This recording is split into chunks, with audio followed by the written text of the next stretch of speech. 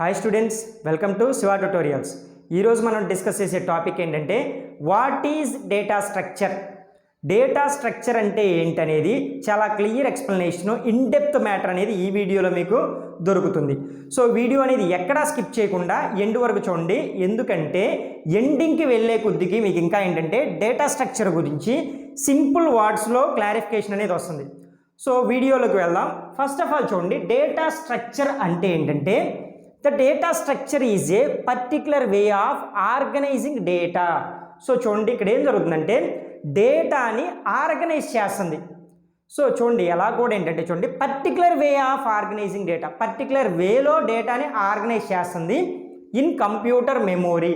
Computer మెమొరీలో data అనేది ఎలా స్టోర్ చేయాలి, ఏ వేలో స్టోర్ చేయాలి, ఎలా ఆర్గనైజ్ చేయాలి, ఎలా రిమూవ్ చేయాలి అనేది మొత్తం చూసేదే ఈ డేటా స్ట్రక్చర్.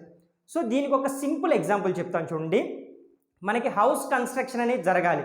సో ఇల్లు అనేది కన్స్ట్రక్షన్ అనేది జరగాలి. సో జరగాలి అంటే ఎలా పడితే అలా క్రియేట్ చేస్తారా? హౌస్ అనేది కన్స్ట్రక్ట్ చేస్తారా? చెయ్యరు. ఇదేం చేస్తాం, పర్టికులర్ వే అనేది క్రియేట్ చేస్తారు. సో ఒకేసారి రెండు ఇల్లులు అనేది కన్స్ట్రక్షన్ జరిగినప్పుడు ఒక ఇల్లు అనేది అందంగా ఉంటుంది, ఇంకొక ఇల్లు అనేది కొంచెం తక్కువ అందంగా ఉంటుంది. సో ఎందువల్ల అంటే వీళ్ళు ఎఫెక్టివ్గా ఆర్గనైజ్ చేశారు. ఈ హౌస్ కన్స్ట్రక్షన్ అనేది ఎఫెక్టివ్గా ఆర్గనైజ్ చేశారు కాబట్టి ఇది చాలా బ్యూటిఫుల్గా ఉంది.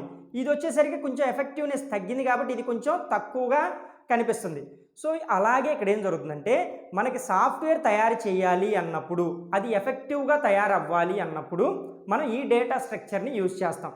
సో ఈ డేటా స్ట్రక్చర్ వల్ల ఏం జరుగుతుందంటే కంప్యూటర్ మెమొరీలో డేటా అనేది ఎలా స్టోర్ అవ్వాలి, ఎలా ఎఫెక్టివ్గా స్టోర్ అవ్వాలి అని ఇది డిసైడ్ చేస్తుంది. సో ఇప్పుడు చూద్దాం చూడండి ఇంకొంచెం కంప్లీట్గా కాన్సెప్ట్. అయితే they are many ways of organising data. డేటాని ఆర్గనైజ్ చేయటంలో చాలా రకాలు ఉన్నాయి. సో మెనీ వేస్ ఉన్నాయి. అయితే చూడండి, the data in memory as we have already seen one of the data structure that is array in C language. డేటాని arrange చేస్తున్నాను ఇక్కడ ఒక ఫార్మేట్లో. సో అలా అరేంజ్ చేయటం అనేది మనం ఆల్రెడీ చూసాం ఎక్కడ, సి లాంగ్వేజ్లో. అదేంటంటే ఎరేస్. ఎరేస్ కాన్సెప్ట్ కూడా డేటా స్ట్రక్చర్ నుంచి వచ్చింది. సో ఎరే అంటే ఏంటి, కలెక్షన్ ఆఫ్ ఎలిమెంట్స్ కదా. కలెక్షన్ ఆఫ్ ఎలిమెంట్స్ అనేవి మనకి ఎలా స్టోర్ చేస్తున్నాం, 0 పొజిషన్, 1 పొజిషన్, 2 పొజిషన్, 3 పొజిషన్, ఎలాగా ఇది ఒక సీక్వెన్షియల్ ఆర్డర్లో ప్లేస్ చేస్తున్నాం. సో అలా సీక్వెన్షియల్ ఆర్డర్లో డేటాని స్టోర్ చేయటమే. ఇది ఆల్రెడీ మనం ఎరేస్లో చూసామని చెప్తున్నాం. సో చూడండి, ఇప్పుడు array is a collection of memory.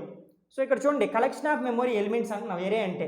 Next, in which data is stored sequentially.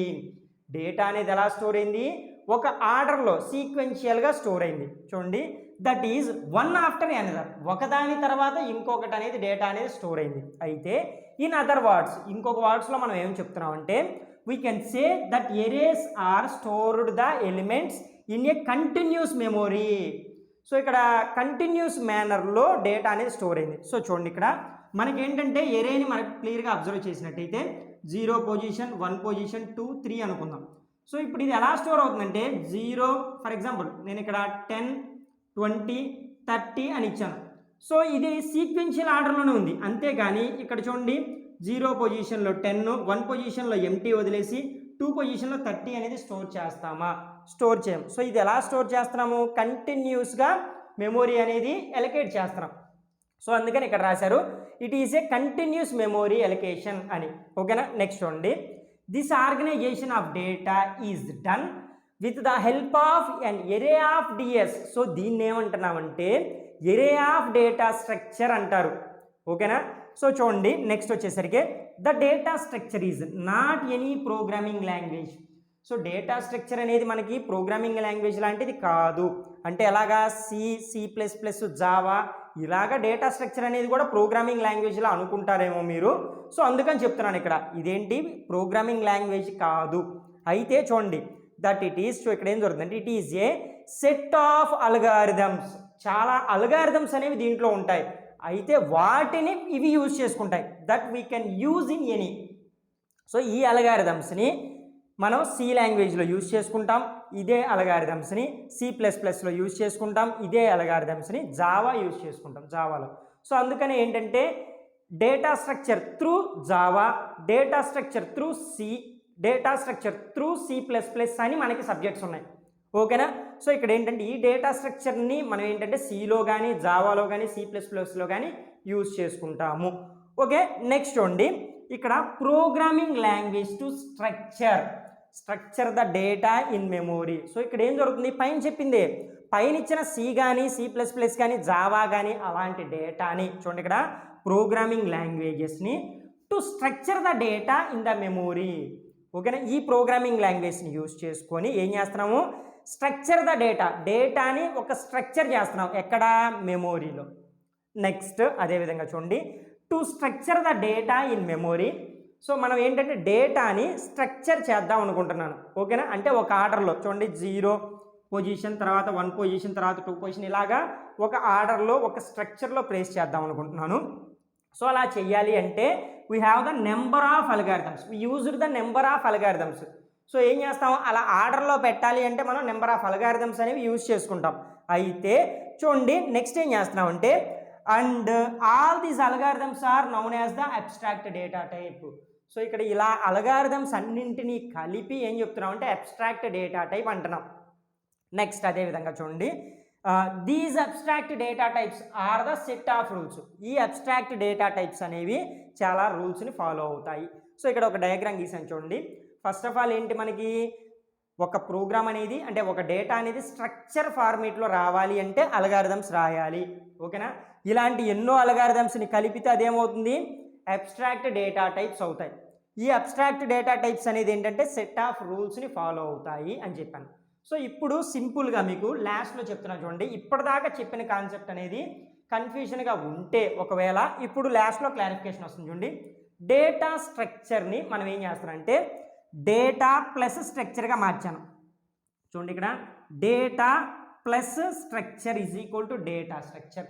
So ఇప్పుడు డేటా అంటే ఏంటి, మీకు ఆల్రెడీ మనం ఎన్నో క్లాసులో డిస్కస్ చేసాం. డేటా అంటే ఏంటి, కలెక్షన్ ఆఫ్ రా ఫ్యాక్ట్స్. ఓకేనా, కలెక్షన్ ఆఫ్ రా ఫ్యాక్ట్స్ అంటే చూడండి ఫర్ ఎగ్జాంపుల్ ఇక్కడ డేటా అంటే ఏంటంటే 1 + 1. సో ఇది చూడండి ఇక్కడ ఈ 1 అనేది రా ఫ్యాక్ట్ విడిగా ఉంది, నెక్స్ట్ ఇది కూడా రా ఫ్యాక్ట్, ఈ రెండింటిని కలిపితే ఏమొస్తుంది, ఇన్ఫర్మేషన్ వస్తుంది. ఓకేనా, అంటే 2 అవుతుంది కదా, ఇన్ఫర్మేషన్ అవుతుంది. ఇలా ఉన్న కలెక్షన్ ఆఫ్ రా ఫ్యాక్ట్స్ని మనం ఏం చెప్తున్నాం అంటే డేటా అంటున్నాం. ఓకేనా, మరి స్ట్రక్చర్ అంటే ఏంటి, ఈ డేటాని ఇలా విడివిడిగా ఉన్న రా ఫ్యాక్ట్స్ అన్నింటినీ ఒక స్ట్రక్చర్గా మార్చేదాన్నే డేటా స్ట్రక్చర్ అంటారు.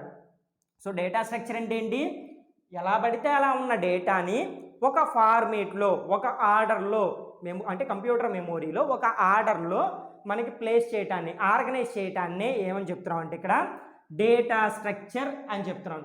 సో దీనికి ఇంకొక బెస్ట్ ఎగ్జాంపుల్ ఏంటంటే మనకి మీరు కనుక డిక్షనరీ ఇంగ్లీష్ డిక్షనరీ కనుక చూసినట్టయితే అవన్నీ ఎలా ఉంటాయి, మనకి ఫస్ట్ ఏ లెటర్, తర్వాత బి లెటర్, తర్వాత సి లెటర్, అలాగా అంటే ఎలా ఉంటున్నాయి, ఆర్గనైజ్ చేసి ఉంటున్నాయి. ఎలా ఆర్గనైజ్ చేసి ఉంటున్నాయి అన్నీ చూడండి ఇక్కడ ఫస్ట్ ఏ లెటర్తో ఉంటాయి, తర్వాత బి లెటర్తో ఉంటాయి, తర్వాత సి లెటర్తో ఉంటాయి.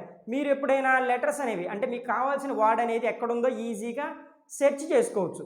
సో అలా సెర్చ్ చేసుకోవటాన్నే ఇక్కడ ఏం చెప్తున్నామంటే అంటే అలా ఆర్డర్లో ప్లేస్ చేయటాన్నే ఏం చెప్తున్నామంటే ఇక్కడ డేటా స్ట్రక్చర్ అన్నాం. సో ఇప్పుడు అలా ఈజీగా అంటే చూడండి ఇక్కడ అలా ఆర్గనైజ్ చేశాను కాబట్టే మనం ఈజీగా డిక్షనరీలో వెతుక్కోగలుగుతున్నాం. సో ఇది ఓవరాల్గా డేటా స్ట్రక్చర్ అనే కాన్సెప్ట్.